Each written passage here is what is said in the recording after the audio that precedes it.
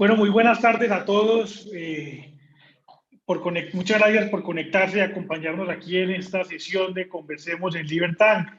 Aquí ya en este momento nos acompaña el representante a la Cámara, Gabriel Vallejo, quien además nos acaba de contar que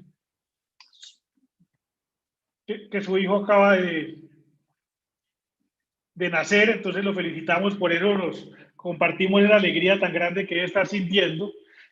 También están con nosotros ya el profesor Garay, y bueno, Martín todavía no se ha conectado. Entonces lo que vamos a hacer es lo siguiente. Le vamos a dar 10 minutos a cada uno de los invitados para que nos cuenten en esos 10 minutos en detalle cuál es su postura o cuál es la respuesta a la pregunta de este foro, que es si se debe reducir la jornada laboral en Colombia.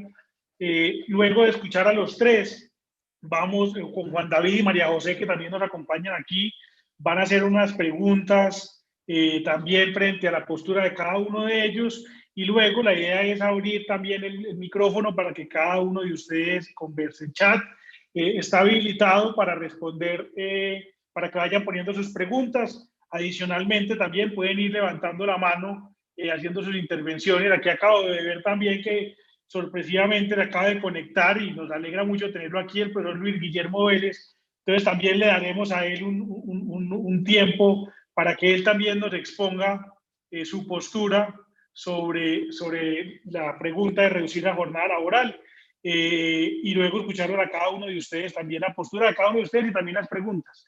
Lo que sí les pido es, para que esto no se vuelva muy extenso, que cuando cada uno de ustedes haga una pregunta, diga siempre a cuál de los panelistas va dirigida esa pregunta, para que no tengan que responder todas las preguntas los tres, o si el profesor también va a intervenir los cuatro, sino cada uno de ellos es más fácil. El representante Vallejo pues se tendrá que retirar en un momento porque pues, entrará a conocer a su hijo, y eso puede ser más importante que cualquier otra cosa en la vida, ni siquiera sino en la vida. Entonces, arranquemos dándole la palabra al representante Vallejo, primero dándole las gracias de estar aquí, además no solamente representante de la Cámara, sino también Libertanker, y eso nos vuelve muy orgullosos. Y representante, bienvenido a este foro, y cuéntenos cuál es su postura frente a si en Colombia debemos reducir el salario mínimo, la jornada laboral.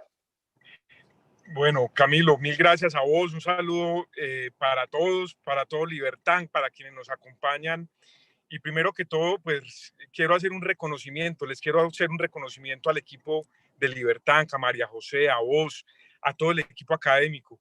Ustedes no se imaginan la felicidad que uno desde este escenario siente cuando ve defender las ideas de la libertad, que sin duda alguna, Camilo y queridos amigos, es la única manera de enfrentar el populismo que estamos viviendo. Nosotros estamos enfrentando una batalla cultural profunda, compleja, y que definitivamente creo yo que la única manera de poder enfrentar este populismo, que digamos un populismo rampante, es a través de lo que Libertad que está haciendo. Un saludo muy especial a mis compañeros de panel, por supuesto al profesor Garay, un honor y un orgullo estar aquí compartiendo este panel con él, por supuesto a Martín, que no sé si ya se conectó, al profesor Luis Guillermo, que es un faro en medio muchas veces de esta oscuridad, y a todos los que nos acompañan. Camilo, este es un tema supremamente importante,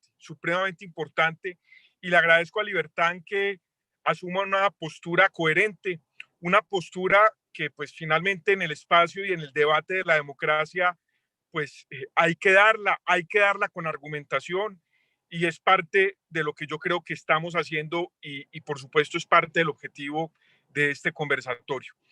Eh, Ustedes saben, lo decía ahorita Camilo, yo soy representante a la Cámara por el departamento de Risaralda, Partido Centro Democrático, y empiezo por decir esto porque soy consciente de que esta propuesta tiene como origen en el Centro Democrático, pero yo, pues en medio de mi coherencia e independencia que se maneja dentro del partido al cual le reconozco esta esencia democrática, pues me distancio de este proyecto de ley.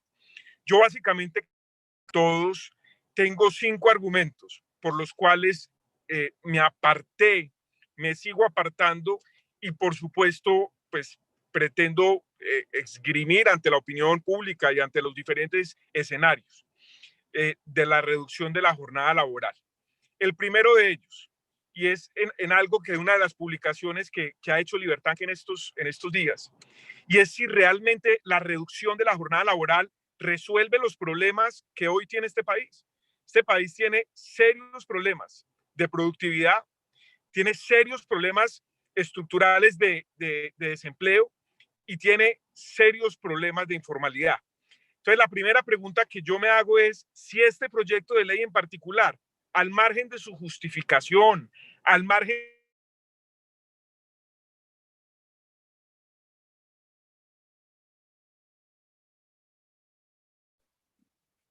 Sí, sí, fue el representante, te fuiste.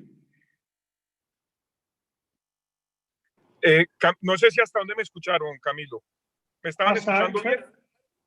Sí, sino que te pausaste un momento hasta que está hablando de al margen de la discusión y ahí se paró. Ok, y es al final si resuelve o no resuelve los problemas laborales. Estaba diciendo entonces que Colombia tiene, en mi opinión, en el tema laboral, inicialmente tiene tres grandes problemas. Uno de productividad, dos de desempleo y tres de informalidad. Entonces, la primera pregunta que yo me hago es, ¿este proyecto de ley en particular resuelve esos problemas? Y la respuesta es categórica, no, ninguno de estos tres problemas este proyecto de ley de reducción de jornada laboral lo resuelve. ¿Por qué? La productividad no se resuelve reduciendo jornada laboral, por lo menos en el corto plazo. La productividad se resuelve con conversión tecnológica, por supuesto con educación de pertinencia y también con temas culturales. Lo segundo es, si resuelve el problema del desempleo, tampoco lo resuelve. La jornada laboral, la reducción de la jornada laboral, aquí no se necesita ser un genio para decir que la reducción de la jornada laboral no va a generar mayor empleo, no genera mayor empleo. Y lo tercero, el tema de la informalidad, resuelve la jornada laboral, el problema de la informalidad no lo resuelve. Es más, en un escenario como el que tenemos, de una productividad negativa, de una negociación de un aumento del salario mínimo y de una reducción de jornada laboral, tenemos yo lo que he denominado una tormenta perfecta para generar mayor informalidad. Entonces, ese es un primer argumento un primer argumento. Un segundo argumento, y es que la reducción de la jornada laboral aumenta directamente los costos laborales. Esto es, digamos, yo pues no soy ni matemático ni financiero, pero pues esto es en cuenta de servilleta, especialmente las empresas de servicios. ¿Por qué? Imaginémonos una empresa de servicios, un restaurante, una panadería que tiene unos turnos de trabajo. No hablemos de productividad desde el punto de vista industrial, de la fábrica que produce más camisas, más llantas, más repuestos, no. Aquí es simplemente las empresas de servicios. La reducción de la jornada laboral inmediatamente tiene un sobrecosto del 20%, del 20%. Esa es una realidad. Alguien tiene que cubrir las horas de atención al público. Entonces, tenemos un impacto directo en el costo laboral. Ese es otro segundo argumento. Y ese es un costo laboral que alguien lo tiene que asumir. ¿Quién lo asume? Lo asume o el empresario, en donde simplemente sacrifica su marginalidad, o lo asume el consumidor, que es lo que seguramente va a ocurrir. El consumidor va a terminar pagando un mayor costo en la mano de obra. Entonces, este proyecto de reducción de jornada laboral tiene una incidencia directa en el costo laboral. Un tercer tema, un tercer argumento. Este proyecto, nadie ha hablado mucho de este tema, y es que yo siento que al reducir la jornada laboral puede reducirse el nivel salarial en Colombia. ¿Por qué? Imaginémonos, Camilo y queridos amigos, ese profesional que se le paga 1.500.000, 2 millones de pesos, que ya no va a trabajar 8 horas, sino que va a trabajar 6 horas. ¿Qué va a suceder? Va a suceder que a esa persona le van a terminar el contrato de trabajo, porque eso se puede terminar, y le van a decir, querido amigo, querido profesional, querido técnico, yo ya no le voy a pagar a usted 2 millones de pesos, le voy a pagar 1.500.000. Ya no se lo puedo pagar, no le puedo pagar ese 2 millones de pesos. Puede tener podemos tener una reducción en algunos sectores de niveles salariales. Un cuarto argumento, y es, hombre, Colombia necesita rápidamente, Camilo, rápidamente una reforma estructural laboral. Nuestro código laboral es un código del siglo, yo ni siquiera digo que del siglo XX, del siglo, que pareciera que fuera del siglo XIX, en plena inicio de la revolución industrial. Este código laboral nuestro del año 1971, de los 70 del siglo anterior, es un código pensado para una industria manufacturera, para una industria manufacturera. Entonces, es un código que no está a la vanguardia de la realidad de lo que tenemos hoy en día. Entonces, estas reformas laborales, que es como la reducción de la jornada laboral, son reformas a cuentagotas, las estamos viviendo en el Congreso. El tema de la reducción de la jornada laboral no es un tema menor, es un tema mayor. Entonces, aquí lo que uno dice es, estamos perdiendo una oportunidad de oro para hacer una reforma, porque este es un punto que entrará dentro de la negociación. Y un último punto, Camilo, que tampoco lo había discutido públicamente. El argumento principal es que esto va a generar una mayor felicidad y genera un mayor bienestar. Esto, en mi opinión, va en contravía del proyecto individual de cada ser humano. Es que ¿quién dijo que el que quiere trabajar 10 o 12 horas lo puede hacer? Yo les digo una cosa, los que hemos sido meseros en algún momento de la vida y los que hemos tenido estos trabajos, mire, yo tuve la posibilidad en la década anterior de irme al exterior y me tocó trabajar 12 horas y lo hacía para poder sobrevivir. Entonces, estamos generalizando que la reducción de la jornada laboral va a generar un bienestar a toda la población. Esto afecta a la decisión individual para el que quiera trabajar 6, 7, 8, 10. Entonces, este es un tema más ya de principio político y filosófico, y es este proyecto de ley atenta contra la libertad individual, contra la decisión de cada ser humano de escoger su jornada laboral. Recuerden algo, hoy el empresario, y lo último, el argumento de ñapa, por decirlo así, Camilo, el argumento de ñapa es que esta no es una reforma necesaria. Hoy cualquier empresario en Colombia, cualquiera que desee reducir su jornada laboral, lo puede hacer sin necesidad de este proyecto de ley. Hoy, si la empresa que fabrica tornillos, si la panadería, si el restaurante, si la empresa que fabrica automóviles o telas quiere reducir su jornada laboral, lo puede hacer sin necesidad de esta ley. En ese sentido, Camilo, estos son mis argumentos. Yo creo que este es un proyecto, primero, inoportuno por la situación económica que estamos viviendo, inconveniente por los argumentos que acabo de dar e innecesario porque la legislación colombiana, insisto, permite que el empleador de manera unilateral fije jornadas inferiores. Quería dejar hasta ahí, Camilo. Me voy a desconectar por obvias razones. Les pido mil excusas, pero bueno, ustedes saben, aquí quiero compartirles esta alegría. Hace unos 20 minutos nació Pedro Vallejo y voy a ir a abrazarlo. Acabo de aterrizar de Bogotá, que estaba en el Congreso, y bueno, de pronto si alcanzo a conectarme ahorita les cuento, pero mil y mil gracias, Camilo. No, representante, váyase para allá corriendo a saludar a Pedro y de nuevo muchas felicitaciones y compartimos la alegría de un nuevo Libertanquito que llegó hoy al mundo y esperamos que sea un Libertanker pronto. Le vamos a dar lo vamos a volver Libertanker desde ahora. Sigamos entonces con el profesor Garay. Profesor, muchas gracias por aceptar esta invitación con nosotros. Un honor estar aquí con usted y lo escuchamos. Bueno, muchas gracias por la invitación, muchas gracias a María José, esa insistencia que hemos hablado bastantes veces, a Juan David, que nos conocimos en el pasado, en la maestría. Muy contento de ver tantas personas interesadas en estas ideas. Bueno, al representante que ya se retiró, a Martín, al profesor Vélez, que seguramente ahorita hablaremos y seguramente habrá alguna discusión interesante, dados algunos comentarios que leí por parte de él.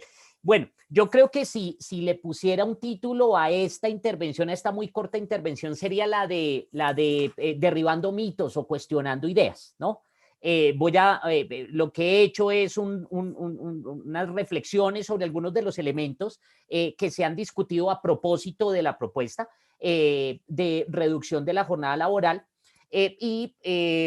ponerlas tanto en perspectiva como hacer un análisis de tipo complejo que tiene que ver, digamos, que llama la atención sobre todo para este tipo de reformas. Lo primero que habría que decir es que el ideal desde mi punto de vista de la intervención o de la relación del Estado en el mercado laboral, pues sería de no intervención, sería intervención absoluta, de no intervención absoluta, de no distorsionar como se hace a partir de todo tipo de decisiones el comportamiento del mercado laboral. Pero aquí es la primera, digamos, la primera señal de alarma y sobre todo para los que nos escuchan y para nosotros que hacemos análisis de política pública y claramente para los tomadores de decisiones. Y es que este ideal pues es muy idealista.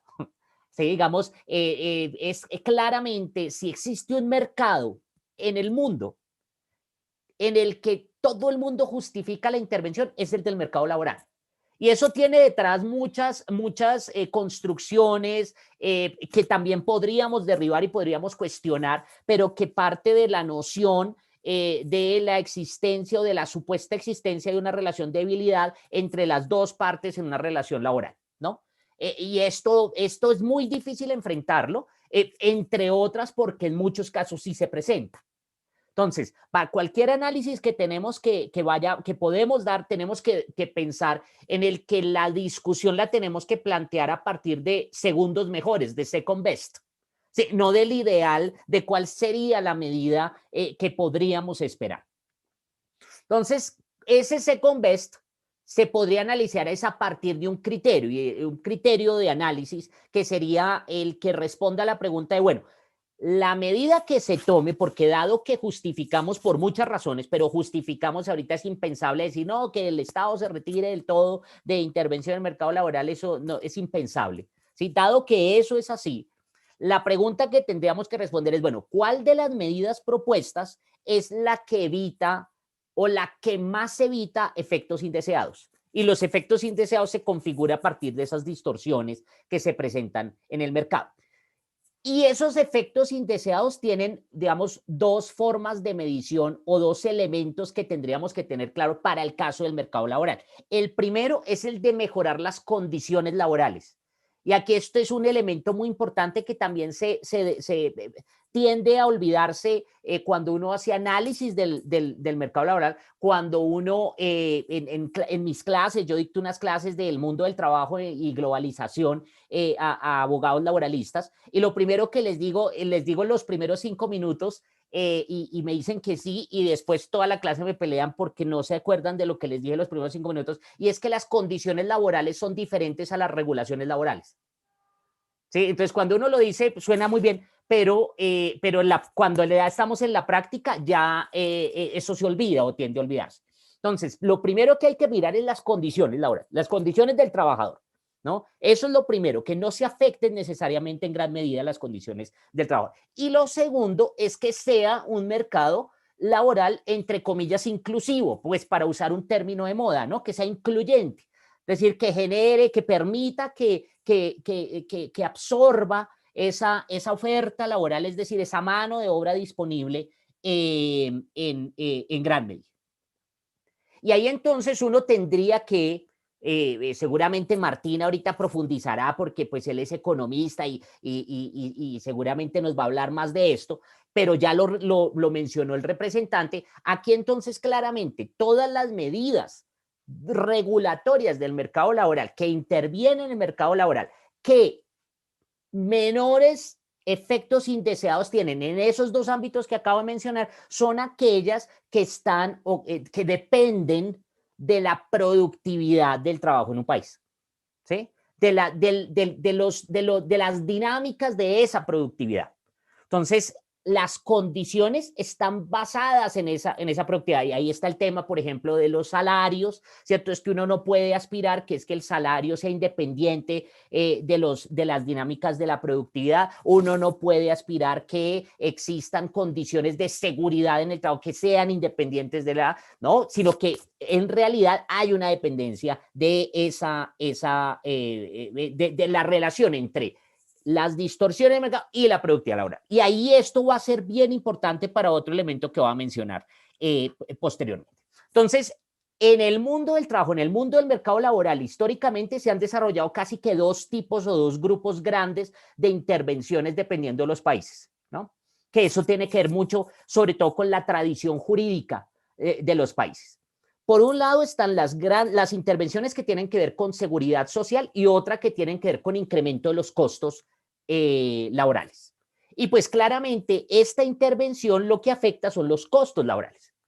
Y eso claramente, como ya lo dijo el representante, no voy a insistir sobre ello, lo que hace es generar un desincentivo, por ejemplo, para ese objetivo de inclusión, pero también para el mejoramiento de las condiciones de los trabajadores. Entonces alguien dirá, sí, pero es que ya hay muchos sectores en los que la jornada laboral no es de 48 horas, sino que es de 40 horas. Entonces, bueno, y entonces, ¿para qué la reforma?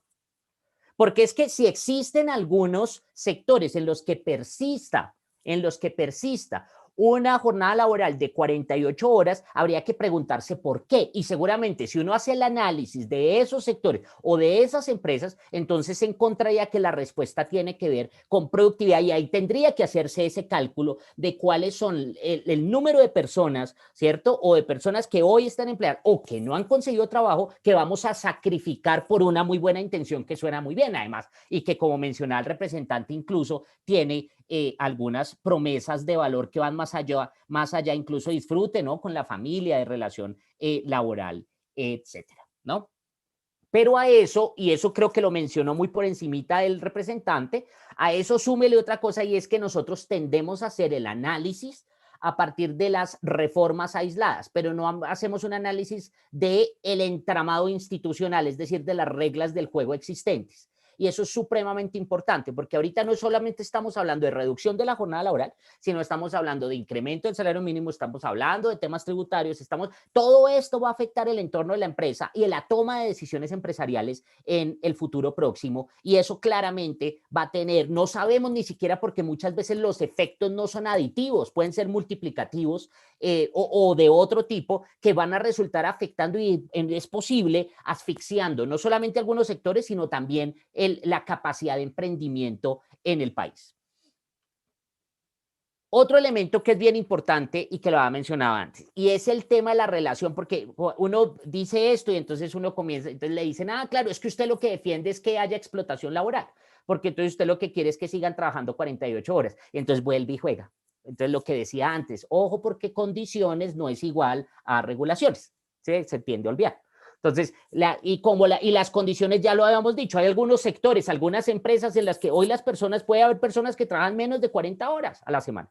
Sí, seguramente hay sectores, pero hay otros sectores en los que no. Hay que preguntarse por qué. De nuevo, insistir en eso y que tiene que seguramente que ver con el tema de productividad.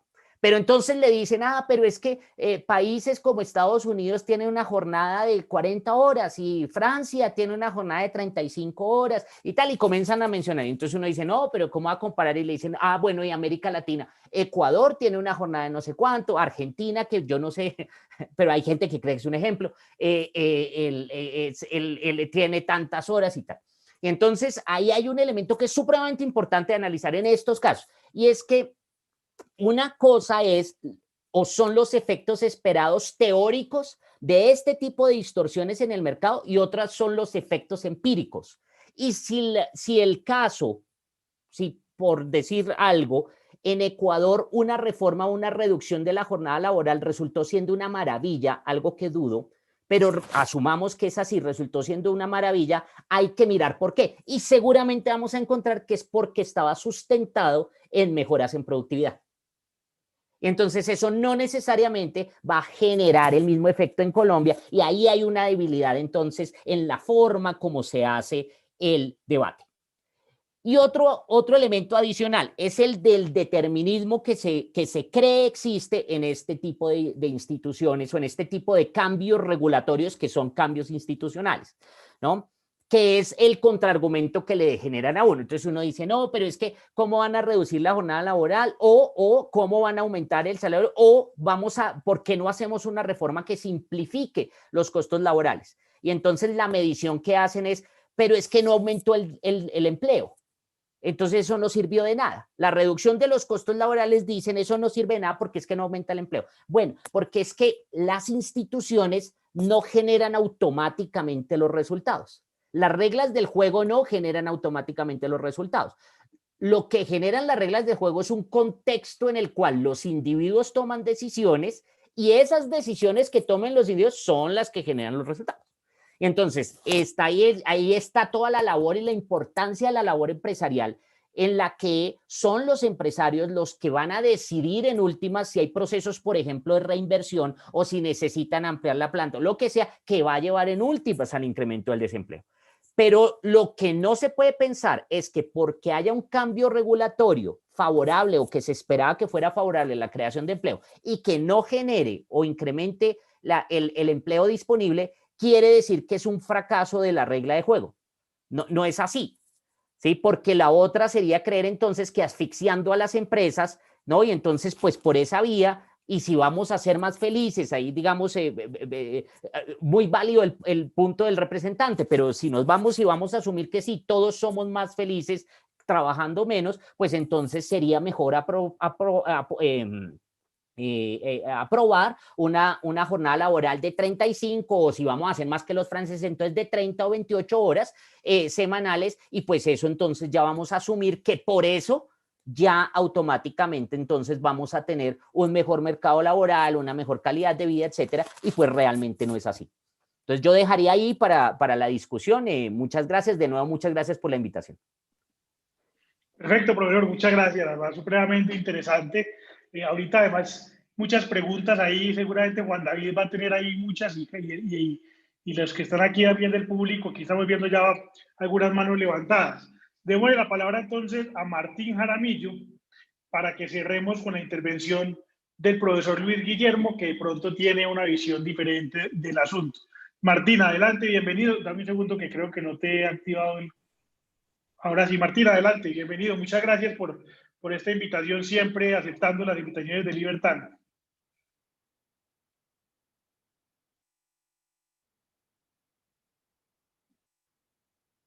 Dale. Ya, listo. ¿Ahora sí me escuchan? Sí, señor. Listo. Me parece muy bien todo lo que han dicho hasta el momento. Muchísimas gracias pues a Libertad, Juan David, María, a todos por la invitación. En esta pequeña intervención voy a ser muy breve. Varias de las cosas que ustedes conocen aquí ya las ha dicho el representante.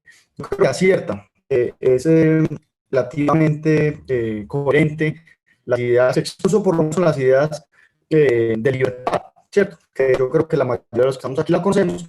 Yo trataré pues, de no tocar, no repetir ni uno solo de los argumentos. Los listé y pues ya los voy a repetir pues, sobre cuál es la diferencia con los míos para ir dar un paso más allá.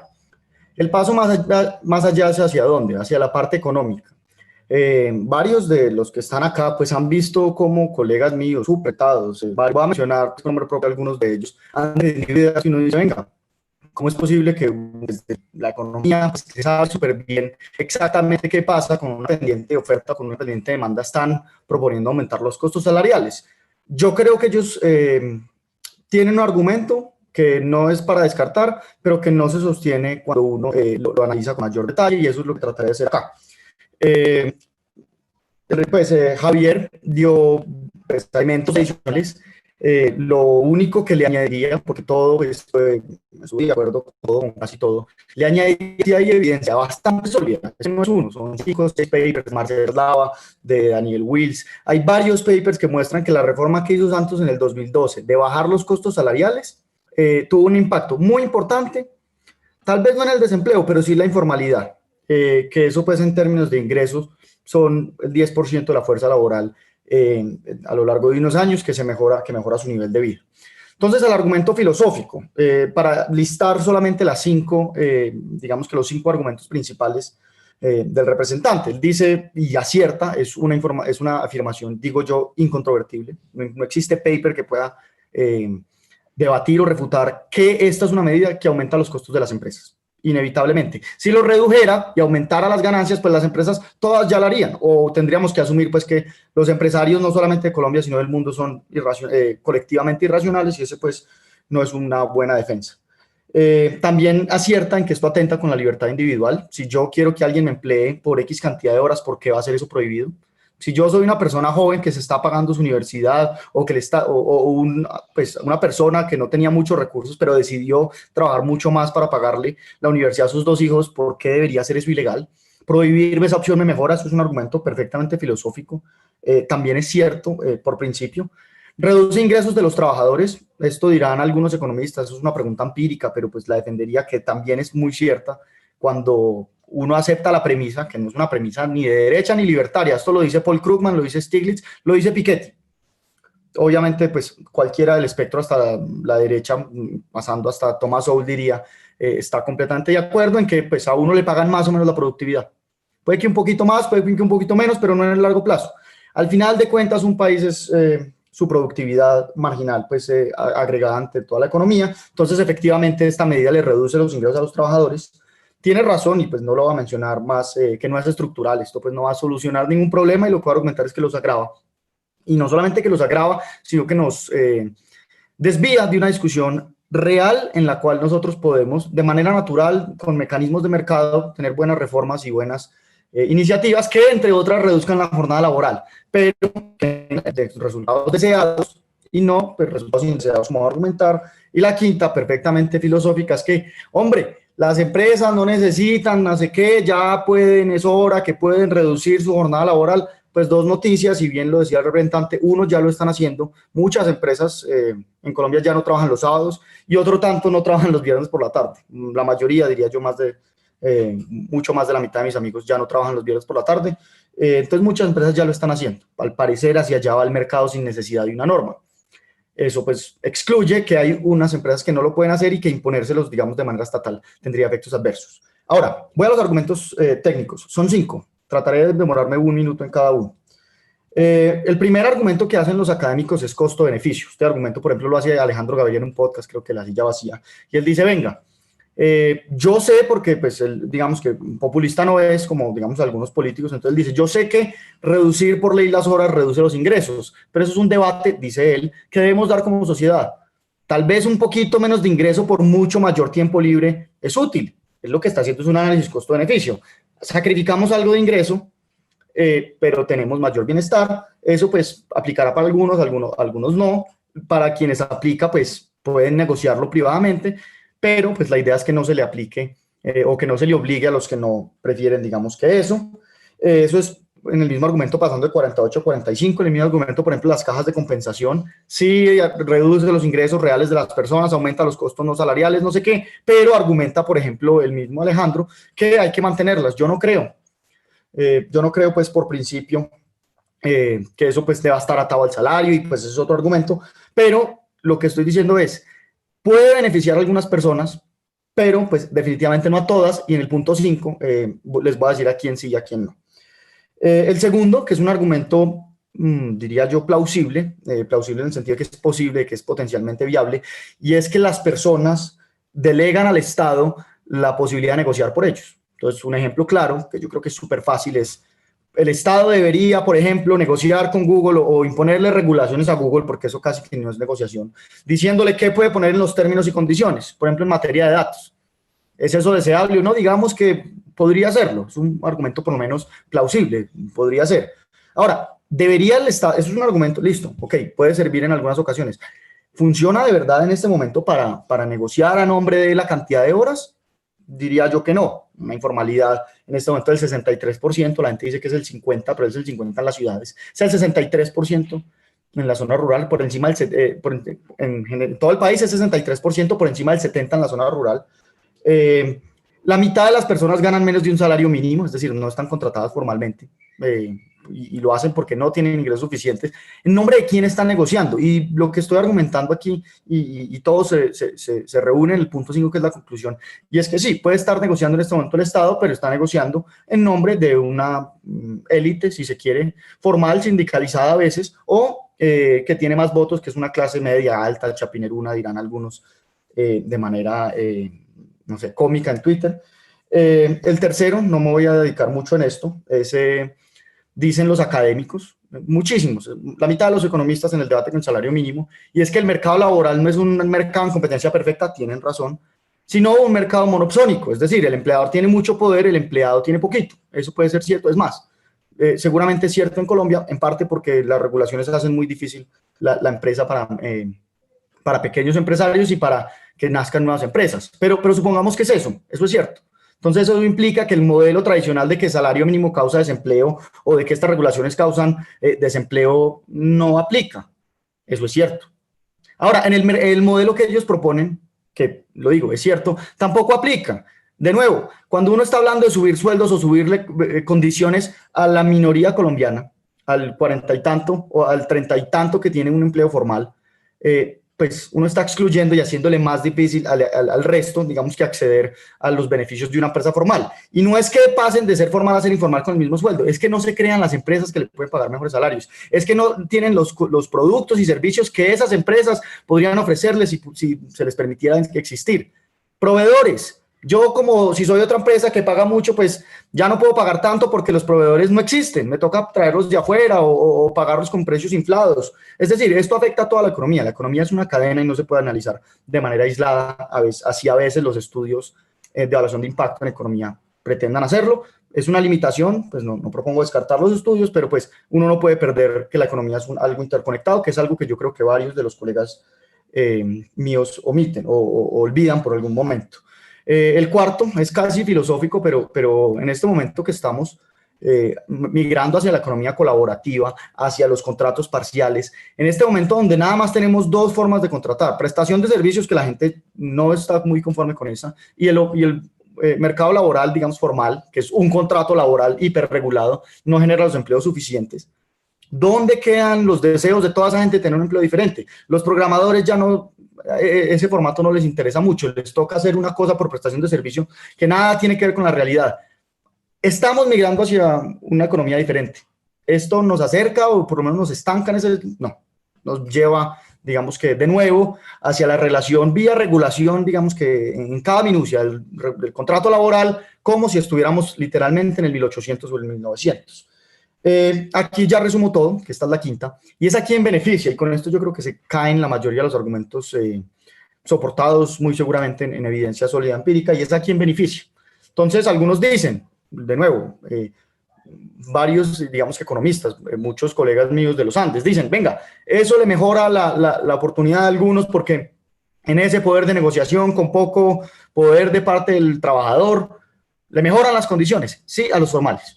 A los formales que hoy en día no solamente reciben un subsidio grande por su pensión, no solamente reciben un subsidio grande en recreación, deporte con las cajas de compensación y además con acceso, pues digamos, a riesgos laborales, y deja por fuera a los informales, a los más pobres. ¿De qué le sirve a una persona que trabaja en su día a día que la gente trabaje menos, gane menos y produzca menos? Pues le van a poder comprar menos. Entonces, sí, puede beneficiar a algunos por ejemplo, en una economía, y existen papers de eso. En Alemania, si reducen las horas de 40 a 38, seguramente tiene beneficios grandes para las clases medias, que es la mayoría del país. Clases medias, pues que aquí contarían como ricos. Afectarían a los más pobres, pero tendrían un esquema de protección social súper robusto en el que los protegen. Entonces, uno ve el paper para Alemania y es una belleza. Le mejoró la vida a casi todos, le aumentó los precios, que es algo que en Alemania pueden hacer y aquí no porque las empresas se quiebran, y protegieron a los más pobres. ¿Tiene eso validez externa para Colombia? No. No tenemos ni la red de seguridad social porque no hay con qué en un país del nivel de ingreso nuestro. No afectamos a las clases medias grandes porque las clases medias aquí es una ilusión, la mitad no tienen empleo formal. Y sí de pronto, y es una incógnita, le mejoramos, si es que algo de validez externa tiene eso para el 20% del que estamos hablando, a unos pocos que en este momento están recibiendo desproporcionadamente ayuda del Estado, pues porque se está olvidando a los más pobres. Entonces, de nuevo, en ciertas circunstancias, en Alemania, en Suiza, podría servir. Colombia reduciría los ingresos de los trabajadores, quebraría o haría más difícil que más empresas nazcan o crezcan. Eso tiene efectos multiplicativos en la economía y pues podría beneficiar a algunos si es que esos supuestos se cumplen, pero no son a las personas ni a las que deberíamos estar pensando en beneficiar en este momento, cuando los más pobres pues, son crecientes y cada vez peor. Y dos, no beneficia al colectivo como país. Esto no nos va a sacar más rápido la crisis, la va a hacer más lenta, no va a generar empleos, y esto sí la evidencia es súper clara alrededor del mundo.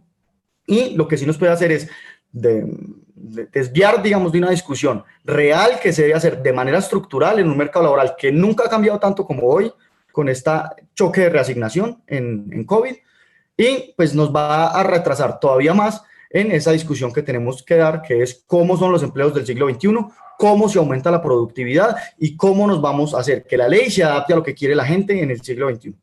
Eso es todo, muchas gracias. Gracias, Martín. Realmente interesante. Y entonces ahora vamos a darle la palabra a alguien que de pronto tiene unos argumentos diferentes. Profesor Luis Guillermo, vamos a ver si todavía está, aquí está. Profesor Luis Guillermo, bienvenido a este panel, lo escuchamos.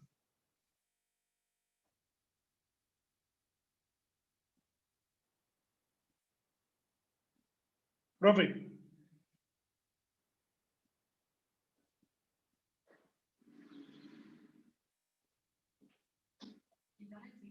Ya, pero no sé si el profe está...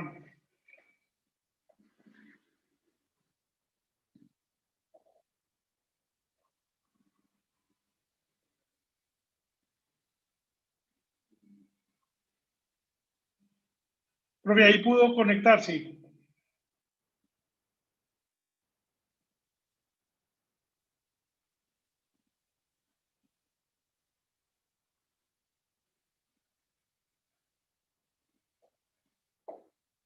Profe Luis Guillermo, ahí de pronto.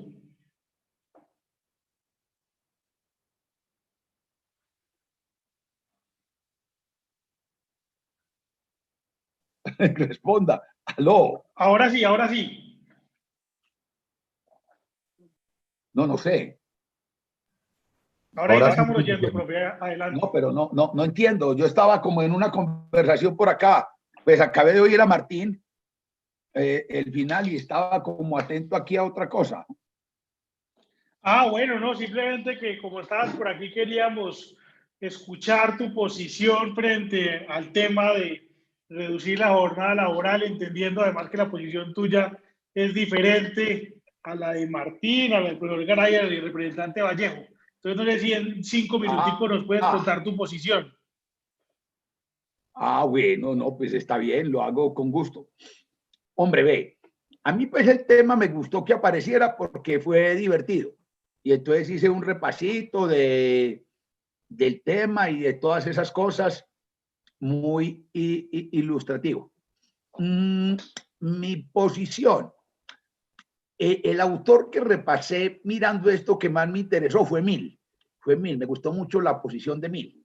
Y me gustó mucho la posición de Mill porque él como economista clásico se oponía por principio a la idea de que alguien se metiera en el contrato de trabajo, porque violaba el principio de libertad de la gente y todo lo demás.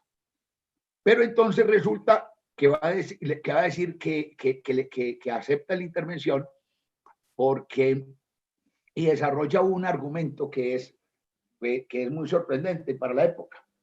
Y es el tema de tratar el ocio o el tiempo libre como un bien público. Entonces él hace un análisis y demuestra que aunque muchos trabajadores, por ejemplo, estarían dispuestos a la reducción, él se pregunta, bueno, lo podemos hacer sin cohección. Entonces muchos podrían estar dispuestos a la cohección, pero sí a la reducción, pero si hay algunos, muchos, que no quieren, entonces los que quieren hacerlo se deberían desmejorados en el mercado de trabajo y entonces no se reduciría voluntariamente por el lado de los trabajadores. Él no lo hizo, pero yo hice una reflexión del lado de la empresa, de los empresarios.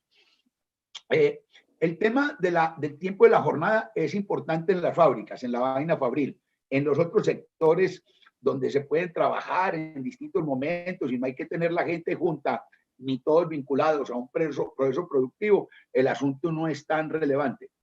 Ahora, la misma cosa, un empresario individualmente no va a reducir la jornada laboral, ni riesgos, pues aunque lo encuentre en su sector de competencia y en el sector industrial, no lo van a hacer. Entonces, si uno valora como un bien público el hecho de la reducción, entonces tiene que hacerlo coercitivamente. Ese es el argumento interesante de Mill.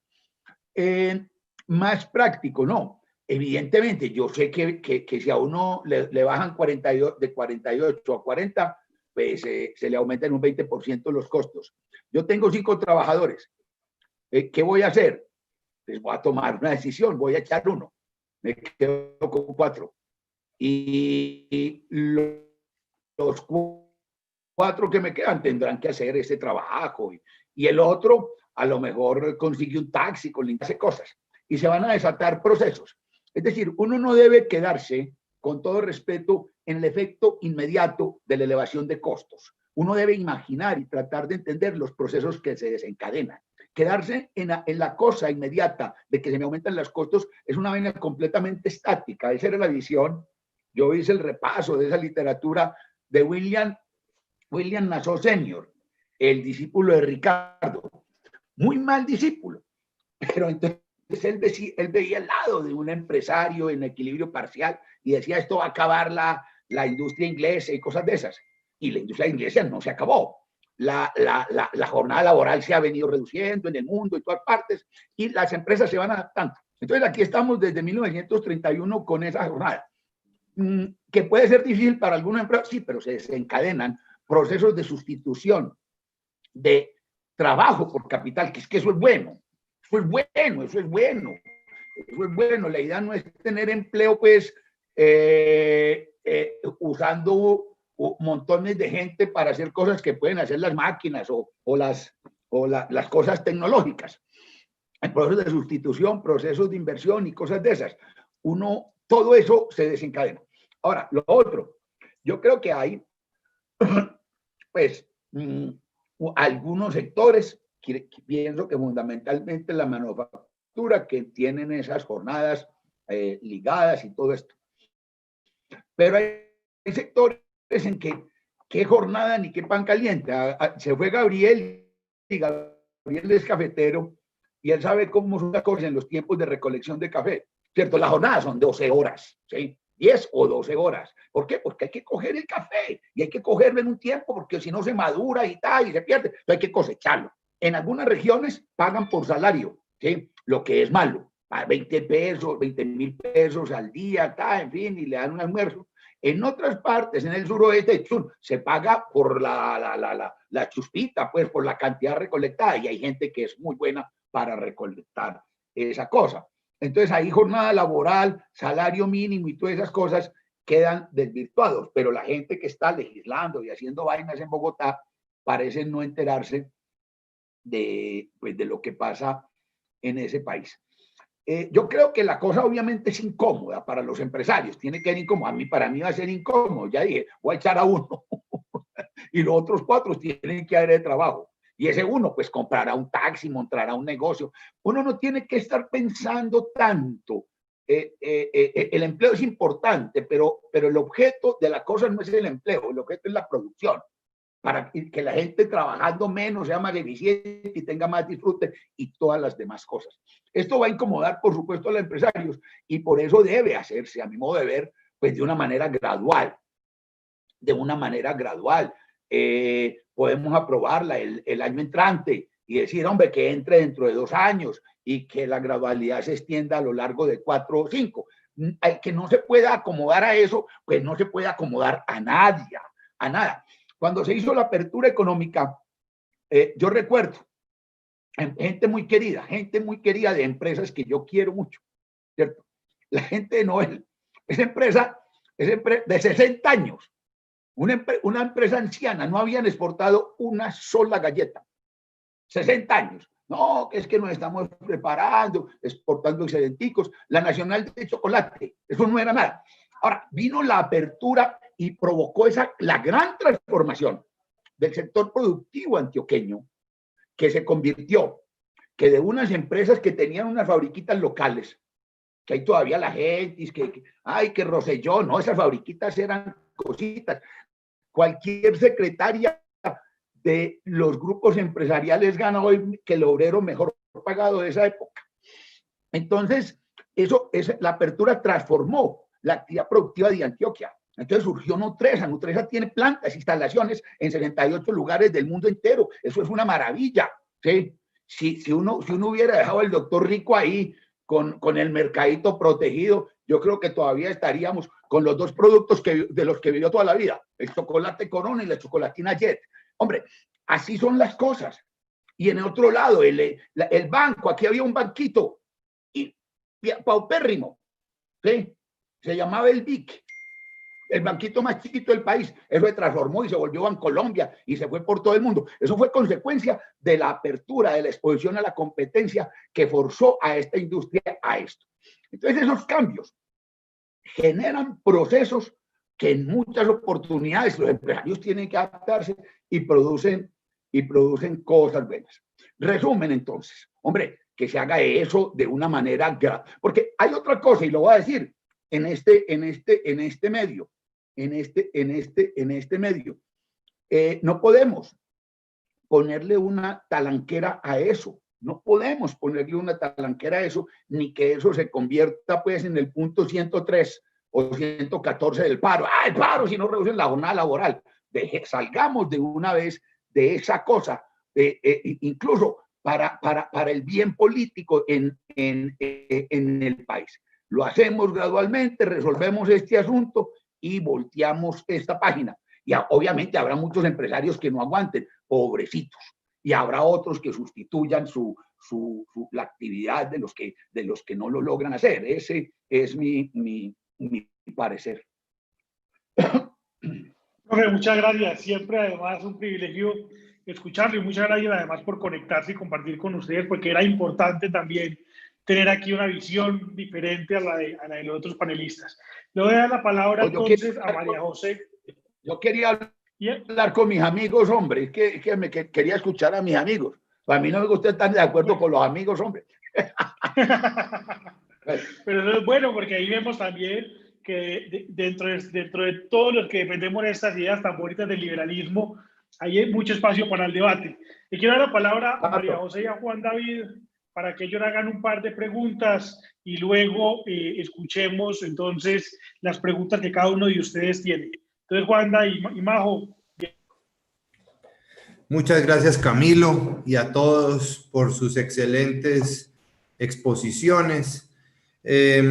Nosotros, pues, como estamos tan de acuerdo con los primeros posiciones y demás de los panelistas, quisiéramos hacer un poco, retomando ideas del profesor Luis Guillermo, un poco aquí de abogado del diablo, y yo quisiera preguntarle al profesor Garay, que lo saludo y que fue mi profesor en una maestría, desde el punto de vista político, ¿cómo podríamos, porque hemos escuchado mucho el argumento de que políticamente, y aquí lo mencionaba más o menos el profesor Luis Guillermo, sería bueno que este no se volviera un argumento de la extrema izquierda o para un paro, ¿cierto? Y que no se convirtiera en una cuestión, digamos, contra el gobierno, sino que de una vez salgamos de eso y que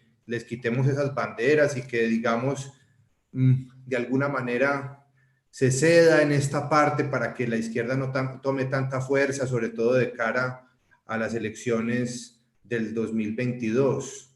Entonces, ¿qué podríamos digamos, justificar? ¿Sería justificable de pronto o en esa parte política, no tanto pues económica, porque yo pienso que ahí ya está muy claro todo, pero de pronto políticamente se podría llegar a justificar esta reducción de la jornada laboral? Y María José tiene también... Voy a hacer la pregunta, Martín, para que lo hagamos de una vez. Y ya le damos la palabra al profe Javier y después a Martín para que le demos espacio a las preguntas de las personas que nos acompañan hoy, que son las más importantes. Martín, o sea, todos queremos que en algún momento lleguemos a ese punto de productividad en el que podamos reducir la jornada laboral, como tú dices, por el mercado y no precisamente impuesto desde un escritorio o firmando un papel. Y como vemos, la informalidad es la prueba de que por decreto no se cambia esa realidad. ¿Qué tenemos que hacer como país, como economía, para llegar a esas condiciones? Esa es la primera. Y la segunda es, ¿qué otras alternativas hay pues, a esta propuesta? Primero el profesor Garay. Entonces comienzo. Sí, adelante. Bueno, esa pregunta, y de hecho estaba pensando cuando escuchaba al profesor Vélez, yo creo que hay dos argumentos que me parecieron muy sólidos de la exposición del profesor Vélez. De un lado, el tema de reconocer el ocio como un bien público. Me parece interesante que además lo integro con algo que mencionó Martín en su presentación, en su exposición, y que yo, digamos, estoy de acuerdo. Yo sí creo que las sociedades deciden el tipo de vida que quieren. Y yo sí creo que hay unos, es decir, existe costo de oportunidad. Siempre sacrificamos como individuos y claramente como sociedad algunos resultados, algunos beneficios por obtener otras cosas. Entonces uno podría decir, claro, es que hay unas sociedades que prefieren más ocio, más tranquilidad, menos estrés, menos horas de trabajo y sacrifican algo ingresos, por ejemplo. Eso es pertinente y demás. Y el segundo argumento que me pareció bien interesante es el que da origen a su pregunta, Juan David, que es el tema de, lo mencionó el profesor Vélez al final, el tema de la estabilidad política. Y sí, pues digamos, uno podría decir, claro, esto es casi que dar una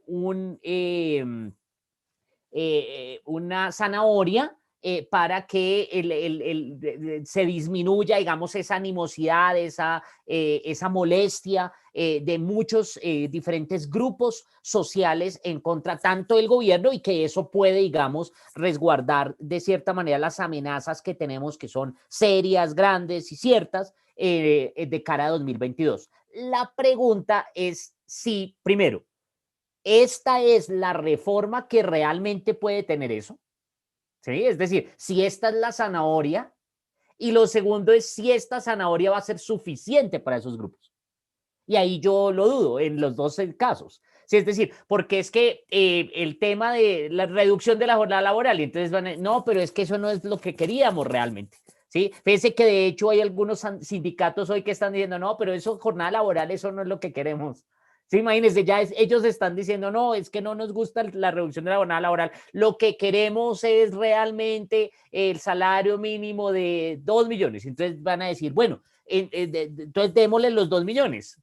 ¿Sí? Y, porque fíjense que y ahí está todo el tema de mi discusión con el profesor Vélez, porque entonces uno dice, bueno, si esta es la reforma, ¿cierto? Entonces, ¿cómo podemos, a partir de ahí, cuáles reformas podemos no acompañar? Porque entonces uno dice, bueno, pues que la reducción del salario mínimo, igual las empresas también se tienen que adaptar, el que se quiebra se quebró, etcétera, etcétera, ¿sí? El que se quedó sin empleo, pues va a conseguir algo que hacer, y así sucesivamente, entonces podríamos llegar al otro extremo, es decir, bueno, ¿dónde para? ¿No? Y lo segundo es que yo creo que estos movimientos sociales, no, perdón, no, aquí estoy utilizando mal la palabra, esta animosidad de algunos grupos sociales en contra del gobierno y más, tienen otras causas que no necesariamente son causas o criterios objetivos. No es porque realmente sientan que las cosas están peor, sino porque lo dijeron desde el principio. Este gobierno no nos gusta, vamos a hacer inviable este gobierno, y lo han hecho desde el día número 1 y lo van a hacer hasta el día que se termine, y ese es, digamos, es el problema ahorita de cara a 2022, o por lo menos de la interpretación que yo hago del ambiente político de cara a 2022, donde tenemos representación de algunos grupos que además sienten, yo percibo que sienten que ese es su momento, no solamente por la pandemia, no solamente por las condiciones que ya venían desde antes de la pandemia, sino también porque es un contexto internacional en el que todos estos movimientos parece que están llegando al poder. Entonces yo creo que va mucho más allá. Ahí yo voy a meter la cucharada para hacer un comentario adicional al excelente comentario del profesor Garay. Es que cuando uno conversa con personas ponentes de este proyecto, alguna vez uno me dijo, pero agradezcan que quedó en 40 horas y no en 36 como quería la izquierda más radical. Pues yo le decía, pero es que un momentico, quienes abrieron la puerta para que eso se discutiera fueron ustedes. Porque como dijo el profesor Garay, antes ese tema no estaba en la agenda pública, nadie estaba hablando de eso. Y una encuesta que publicó la ANDI mostró que el 96%, no sé exactamente la cifra, pero más del 90% de los colombianos que trabajaban efectivamente 48 horas, pero estaban satisfechos con su jornada laboral. Y eso también nos lleva a la siguiente reflexión. porque hoy eso parte de pensar en que la gente, y lo que decía además el representante, de uno creer que uno puede definir cómo vive la gente, va a usar este tiempo para ocio. Yo les garantizo que en Colombia muchos de esos, si se reduce la jornada laboral, lo van a hacer para buscar otro trabajo, porque es que tienen un problema de ingresos y van a buscar generar más y más y más ingresos, y eso al final pues no va a terminar traduciéndose en más felicidad para la gente, sino en que la gente busque otro tipo de trabajos que termina además sobrecargada, porque inclusive sí hay evidencia que demuestra que eso ocurrió en Francia, y hay una columna muy buena del economista Juan Ramón Rayo al respecto, que lo que ocurrió fue precisamente que se aumentó, digamos, esa medición que hacen de si la gente está satisfecha o no con su trabajo, porque la gente salió a buscar más y más trabajos, y entonces la carga, digamos, se aumentó, porque tenían que ser muy productivos en muy poco tiempo en otros trabajos también para poder justificar esos salarios. Entonces quería hacer como esa pequeña anotación ahí, continuando con la intervención del profesor Garay. Martín. Bueno, muchas gracias.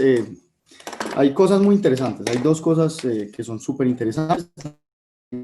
La posición de Luis Guillermo, creo que es la posición más incómoda. Yo creo que eso es bueno para los argumentos que hemos hecho acá, mucho más inclusive que de aquellos que no están, digamos, de este lado de las ideas. Entonces, voy a responder a la pregunta de María Camila, de María José, y después procedo pues como a hacer dos apuntes sobre lo que dijo Luis Guillermo de manera muy breve. Entonces, María José me pregunta, Martín, ¿cómo podemos de verdad aumentar la productividad?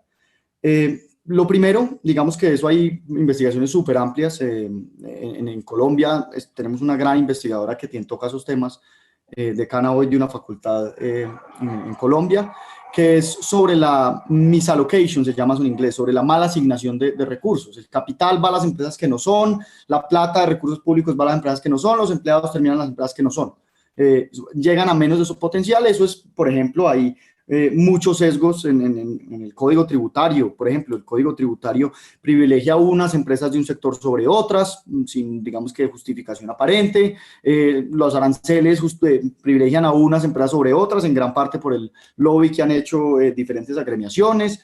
El acceso al capital tiene diferentes sistemas de información en unos lados y en otros, y eso significa que la economía no llega a su potencial total, y eso se hace muchas veces por regulaciones o malas regulaciones, no solo laborales, sino en todos los sentidos. Si nosotros podemos lograr tener empresas más productivas, pues logramos, digamos, que tener más productividad total, más productividad laboral, y eso se pueden pagar mejores salarios. Si no se pagan mejores salarios, pues los trabajadores se van a la siguiente empresa, montan su propio emprendimiento, dicen, venga, nos están pagando muy poquito estos manes, la están llevando todo, más bien agremiémonos o fundemos otra empresa, les quitamos el negocio. Eso no está pasando hoy por algo, entre otras, y en eso me voy a referir un poquito más adelante, y es que en Colombia hay un gran sesgo hacia las empresas grandes en contra de las empresas pequeñas, y eso pues en el corto plazo puede beneficiar a las grandes, pero al final nos perjudica a todos, incluyéndolas a ellos. Uno de los ejemplos es compliance. Hoy en día, esto es un chiste, pero estoy seguro que si uno hace algo empírico con datos, uno encuentra cosas interesantes. Y es que dicen que en Colombia una empresa de ingeniería necesita más abogados que ingenieros. Para construir el metro de Bogotá, por ejemplo, es un chiste, reitero, se necesitan más abogados que ingenieros. No sé si los números concuerdan, pero lo que sí es cierto es que la regulación, y eso lo dicen las agencias y los tanques de pensamiento gringos, la regulación es un costo fijo.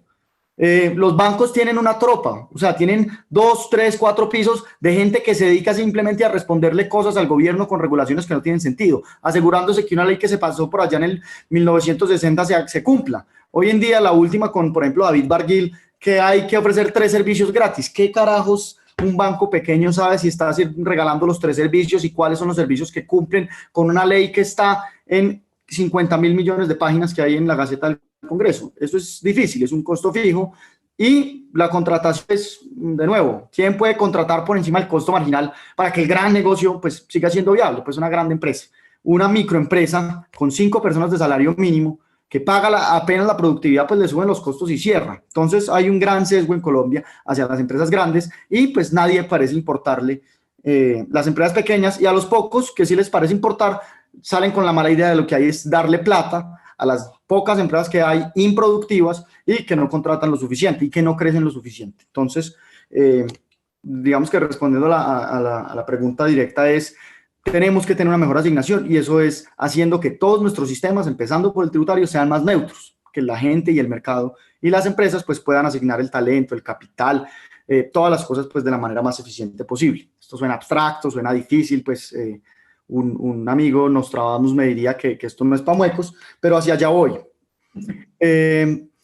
Luis Guillermo tiene 3 argumentos, súper interesantes los 3. El primero es un argumento, se me asemeja a mí al que hacen Cass Sunstein y Richard Taylor, de los de Behavioral Economics, esta economía comportamental, que es démosle un empujón a los empresarios. Entonces, pues esto, pues digamos que se dice.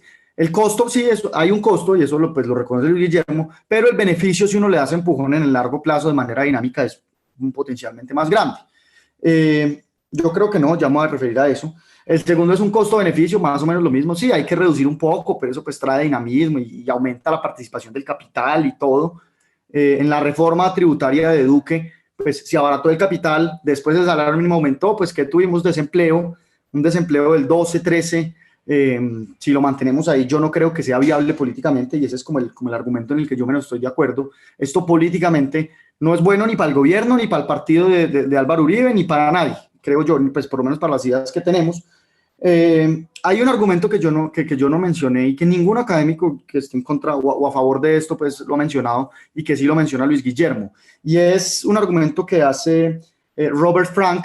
Detesta a los libertarios, pero pues tiene argumentos muy lucios para criticarlos, y es que él dice race to the bottom, es una carrera hacia el piso entre los trabajadores.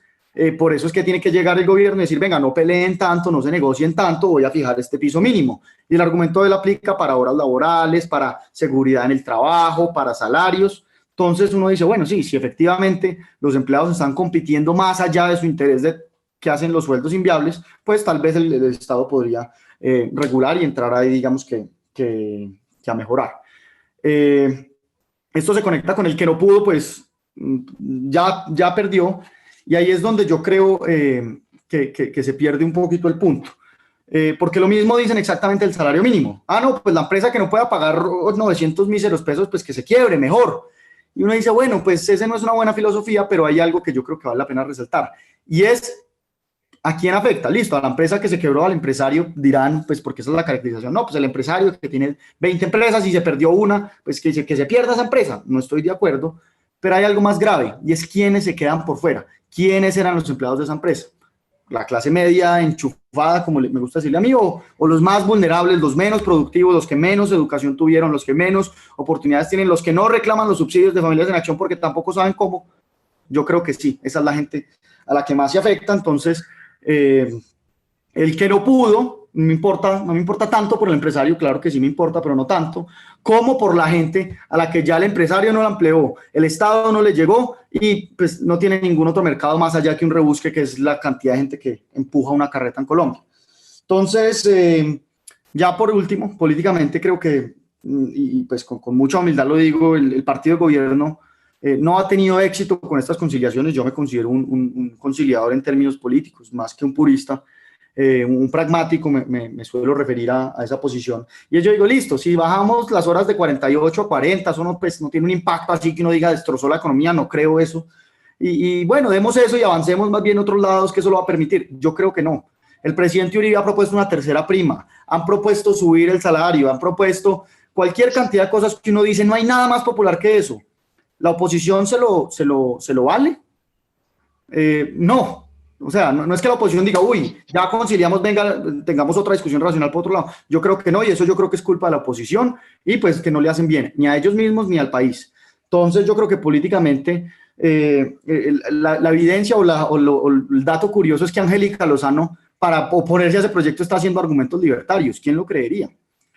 Entonces, lo que le digo, yo no creo que la oposición se lo reciba, entonces no creo que sea un buen elemento de negociación para concertar. No es que uno le diga, no, aquí reducimos la jornada, pero venga, no seamos tan poco técnicos y tan irresponsables con la renta básica. No, la oposición lo que está diciendo es, vamos con eso y salario mínimo de 1,5 millones y renta básica de 1 millón para todo el mundo y nacionalicemos la nómina de las pymes y todo. Entonces, yo políticamente primero creo que hay que dar la batalla por esas personas, no por los empresarios pequeños, que ese argumento pues es equivocado, pero lo han repetido tanto, que se han olvidado de las personas que más necesitan la ayuda, y es los pobres, los vulnerables y las empresas y las personas, perdón, que ya no van a ser empleadas por esas empresas que no sobrevivieron. Entonces, pues esto, a diferencia de la apertura comercial, que aumentaba los ingresos, abarataba los productos, aumentaba el ingreso disponible en la economía, traía más productos a menos precios, esto pues nos va a dejar con menos producción, menos insumos, con un efecto multiplicador negativo en la economía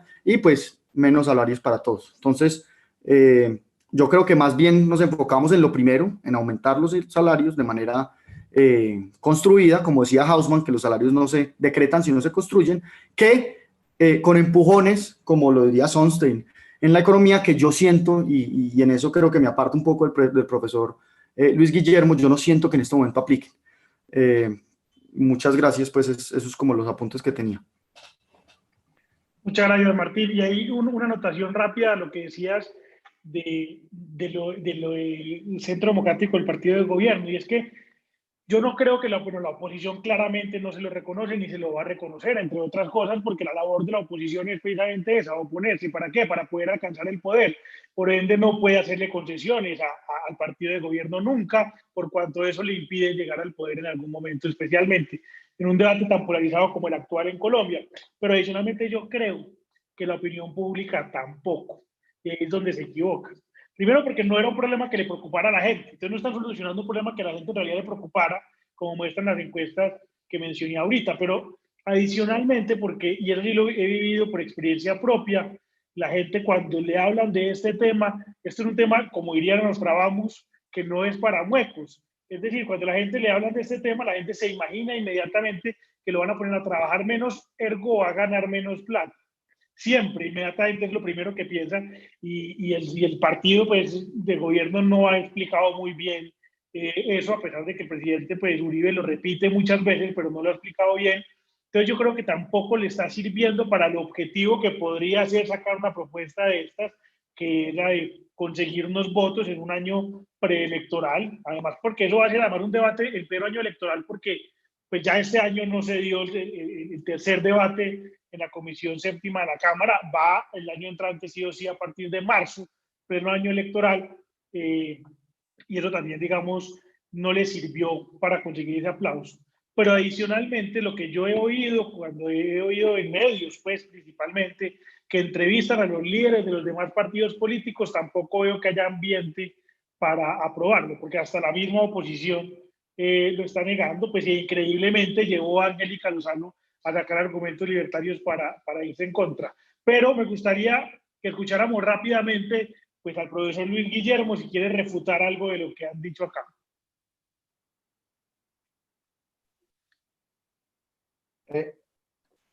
A ver, no, dos cosas. No tenemos que incurrir pues en la falacia de decir que porque esta medida pues no resuelve pues todos los problemas, entonces no tiene sentido. Esa no es una forma correcta de argumentar.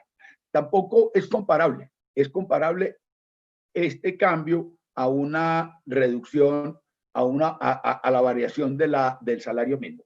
Este es un cambio mucho más de fondo, más estructural, más permanente en la economía y que puede tener otras cosas. Lo otro que ha dicho Martín, cuando me habla, se refiere a la apertura comercial, fue justamente lo que ocurrió. Llegaron cosas, se abarataron, algunas empresas crecieron, en fin, y pasaron una serie de vainas importantes.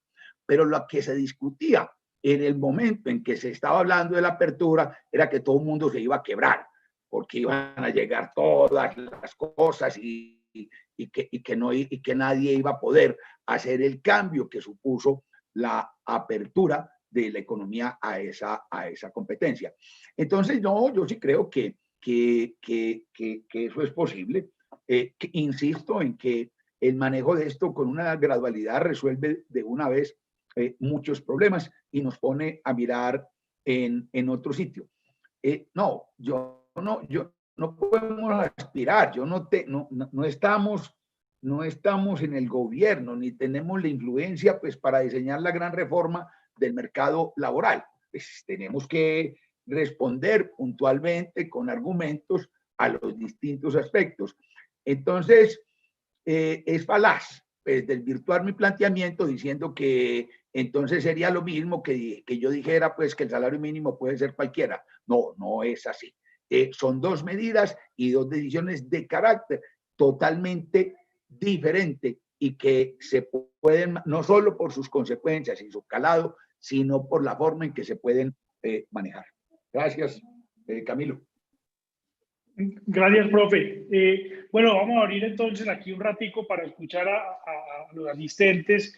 Por aquí veo que desde hace rato Joshua Palacio tiene la mano levantada. Adelante, Joshua. Bueno, me gustó mucho escuchar al profesor Luis, que yo leo mucho su blog,